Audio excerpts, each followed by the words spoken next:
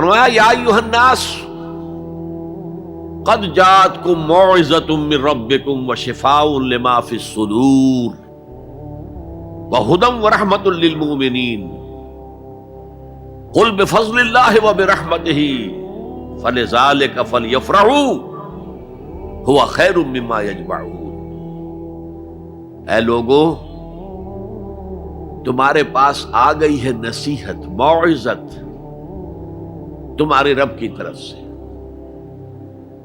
وہ صرف موعظت نہیں ہے، سینوں کے اندر جو روگ ہیں، جو امراض ہیں، ان کا علاج بھی ہے، شفا بھی ہے۔ شفاء لما فی الصدور۔ تیسرے درجے میں وہ ہدایت ہے، وہ بتاتی ہے کدھر جاؤ کدھر نہ جاؤ۔ جیسے آپ نے دیکھا ہوگا پہاڑی راستوں پر قدم قدم کے اوپر کوشن ہوتا ہے، یہاں سپیڈ کم کر لو ورنہ تم کسی کھائی میں جا گرو گے۔ تو یہ ہدایت کیا ہے؟ دیکھو ادھر مت جانا، ادھر جاؤ۔ اگر ادھر جاؤ گے تمہارا سارا معاملہ تلپٹ ہو جائے گا۔ یہ ہے ہدایت۔ اور جو چیز دنیا میں ہدایت ہے وہ آخرت میں رحمت ہے۔ ھدی ورحمۃ للمؤمنین۔ اب میں چاہتا ہوں ان چار الفاظ میں جو ربط ہے اسے سمجھیں۔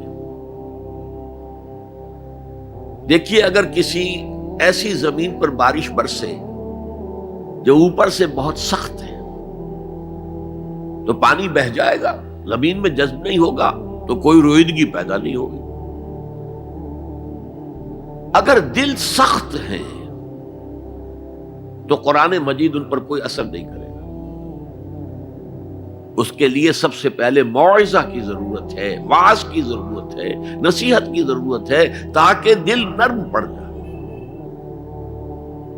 انسانی دل جب سخت ہوتے ہیں تو ان کی سختی چٹانوں سے زیادہ ہوتی ہے۔ سورہ بقرہ میں فرمایا ثم قست قلوبکم فہی کالحجارۃ او اشد قسوۃ۔ یہودیوں سے خطاب ہے، ثم قست قلوبکم من بعد ذلک فہی کالحجارۃ او اشد قسوۃ۔ اے بنی اسرائیل، تمہارے اس طرز عمل کے نتیجے میں تمہارے دل سخت ہو گئے اور اب وہ پتھروں سے زیادہ سخت ہے۔ لہذا سب سے پہلے ضرورت کیا ہے؟ دل کی زمین کو نرم کیا جائے، اس میں ہل چلایا جائے۔ یہ کام ہے موعظہ کا، وعظ کا، نصیحت کا۔ ہمارے معاشرے میں کسی زمانے میں وعظ کا بڑا رواج تھا، آج کل یہ چیز ختم ہو گئی، بلکہ وعظ کو گھٹیا بات سمجھا جاتا ہے۔ بھائی کوئی عقلی بات کرو، کوئی علمی بات کرو، تم تو وعظ کہہ رہے ہو، گویا کہ وعظ گھٹیا چیز ہے۔ نہیں، وعظ سے دل میں رقت پیدا ہوتی ہے، نرمی پیدا ہوتی ہے۔ تو قرآن مجید ہی سب سے بڑا موعظہ ہے۔ ہم نے بدقسمتی سے کیا کیا، جب وعظ کہے جاتے تھے تب بھی مثنوی مولانا روم سے، ضعیف احادیث سے،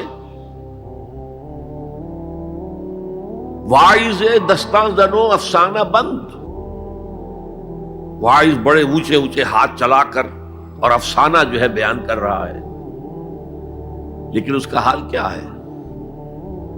از خطیب و دیلمی گفتار اوست، با ضعیف و شاذ و مرسل کار اوست۔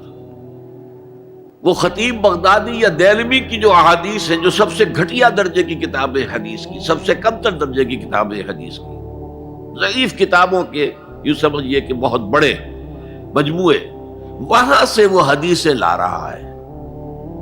الضعیف و شاذ و مرسل کار ہو، ضعیف حدیث، شاذ حدیث، مرسل حدیث سے وہ بیان کر رہا ہے۔ قرآن سے اس کا کوئی تعلق۔ قرآن مجید سب سے بڑا واعظ ہے۔ یا ایھا الناس قد جاءتکم موعظۃ۔ یہ دل کو جب نرم کرتا ہے تو پھر اس میں جذب ہوتا ہے، یہ سیکنڈ سٹیپ ہے اس کا۔ اور جب دل میں جذب ہوگا تو دل کے اندر کی بیماریوں کو دور کر دے گا۔ دل کے اندر کی بیماریاں کون سی ہیں؟ تھرومبوسس نہیں، جائنا نہیں، وہ اور ہے۔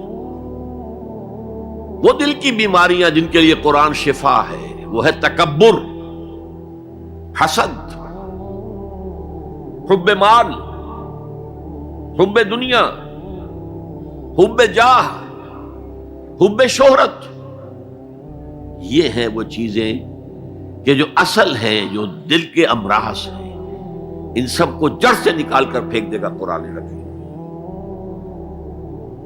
یا ایھا الناس قد جاءتکم موعظۃ من ربکم وشفاء لما فی الصدور، وہ ہدن، اور وہ ہدایت ہے، انفرادی زندگی کے لیے بھی ہدایت ہے، اجتماعی زندگی کے لیے بھی ہدایت ہے۔ کبھی اگر سورہ فاتحہ پر آپ غور کریں، جو ہماری نماز کا جزو لازم ہے، تو ہم پہلے کہتے ہیں الحمدللہ رب العالمین الرحمن الرحیم مالک یوم الدین ایاک نعبد و ایاک نستعین۔ یہ ہدایت تو ہمیں پہلے ہی ملی ہوئی ہے۔ پھر جو ہم کہتے ہیں اہدنا الصراط المستقیم، اللہ کو ہم نے پہچان لیا، اسے رب العالمین مان لیا، اسے رحمان مان لیا، اسے رحیم مان لیا، اسے روز جزا کا حاکم مطلق مان لیا۔